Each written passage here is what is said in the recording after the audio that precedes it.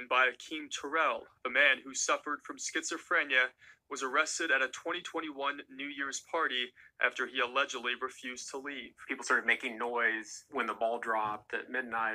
He started,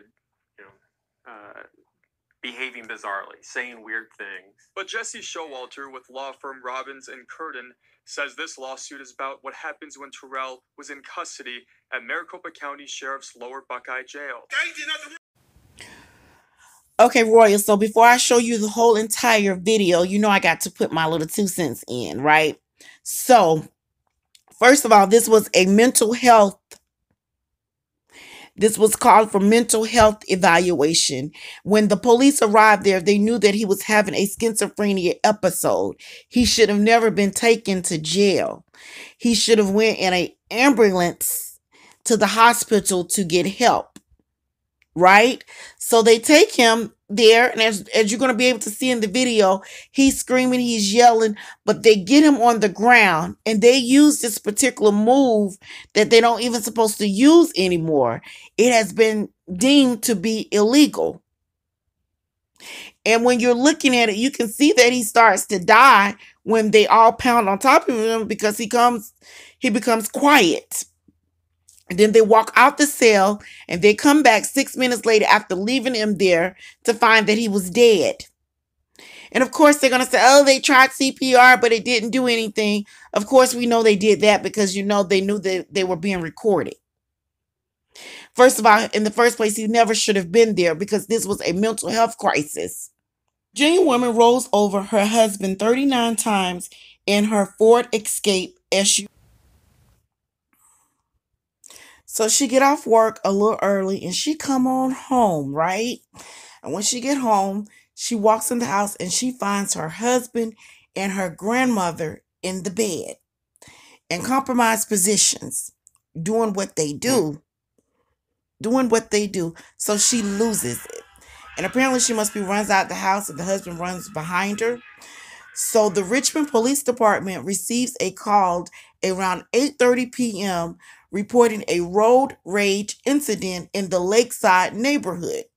Upon arrival on the site, the officer saw a Ford Escape SUV driving back and forth aggressively and rapidly, noticing a man laying under the vehicle, motionless on the ground. So they approached the vehicle and they tried to get the lady to stop. They could not get the lady to stop, so they had to get the lady to stop at gunpoint. They had to take her out the car at gunpoint. As the officer starts to read her rights, she's yelling obscenity things at her husband. And the police says that, I admit, this is one of the most sickest adulteries I've ever heard of, but still illegal to react the way that she did. She must learn to choose better partners and to manage her anger. So her husband was taken to the local hospital. When he arrived there, he had suffered 57 bone fractures, including a severe skull fracture and 9 broken ribs and several other injuries, which later on he ended up dying. She went to court. She was released on a $20,000 bail. If she's found guilty on the charges, she could face the death penalty or she could be sentenced up to 215 years of imprisonment. She faced a total of 57 charges.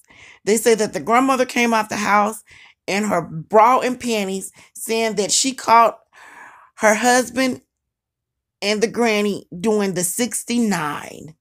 Custody at Maricopa County Sheriff's Lower Buckeye Jail. Guy did nothing wrong. MCSO and Phoenix police officers brought him to a cell where the 6 men in uniform got on top of him. His head was against the wall, arms behind his back. After officers left, the man lay there with no movement. It's horrific. Anybody, I think, who watches that video looks at it and says, how can this be happening? How can these officers be doing this? It is so clear Akeem is in medical distress, that he needs help, that what the officers are doing is hurting him. 6 minutes later, law enforcement came back to check on Akeem, but it was too late. The medical examiner's report listed prone physical restraint with torso compression among the causes of death. If anybody else who was not wearing a badge did what happens in that video, you would expect criminal charges. Now, Showalter wants to help Terrell's family hold Maricopa County Sheriff's Office and Phoenix Police accountable for what happened that day. It's about holding them responsible, holding them accountable, and bringing this ultimately to a jury. The lawsuit seeks general and punitive damages for an unspecified amount. MCSO has not responded for requests to comment, while the City of Phoenix says they cannot comment on pending litigation. Nicole.